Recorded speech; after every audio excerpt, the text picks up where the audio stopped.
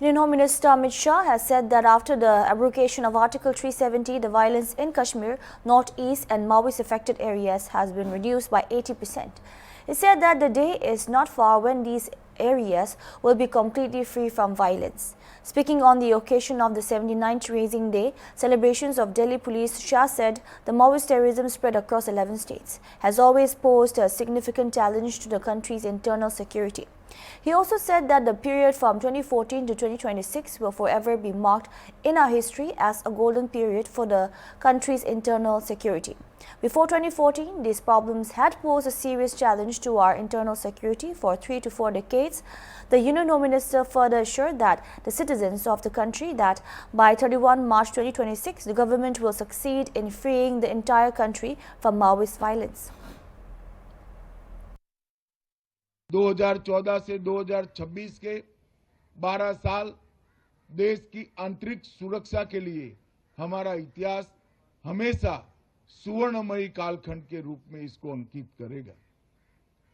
2014 के पहले हमारे देश में 3 समस्याएं नासूर की तरह 3-4 दशकों से हमारी आंतरिक सुरक्षा को चैलेंज देती थी। कश्मीर का क्षेत्र, पूरा नॉर्थ ईस्ट और कई राज्यों में 11 से राज्यों में फैला हुआ माओवादियों से पीड़ित क्षेत्र, ये तीनों क्षेत्र हमारी आंतरिक सुरक्षा को एक बहुत बड़ी चैलेंज देते थे। मगर मुझे पूरा आपको बताते हुए हर्ष हो रहा है कि धारा 370 के निरस्तीकरण के बाद कश्मीर, नॉर्थ ईस्ट और माओवादी क्षेत्र में हिंसा के आंकड़ों को हम 80% तक कम करने में सफल हुए हैं और वो दिन दूर नहीं है जब ये तीनों क्षेत्र पूर्णतया हिंसा से मुक्त हो जाएंगे।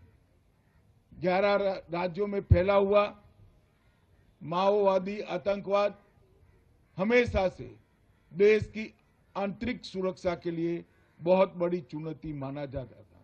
मगर मुझे दिल्ली की जनता के माध्यम से देश को बताते हुए हर्ष हो रहा है कि हम माओवादी क्षेत्रों को हमेशा के लिए नक्सलवाद से मुक्त करने के बहुत नजदीक हैं।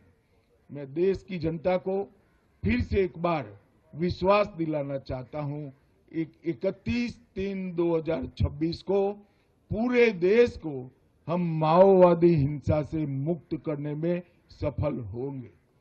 हमारे सुरक्षा बलों की ये बहुत बड़ी सफलता है। उत्तर पूर्वी क्षेत्र में भी 10,000 से ज्यादा युवा हथियार डालकर मेन स्ट्रीम में लौटे हैं। 20 से ज्यादा शांति समझौतों के माध्यम से हमने उत्तर पूर्व में शांति प्रस्थापित करने के लिए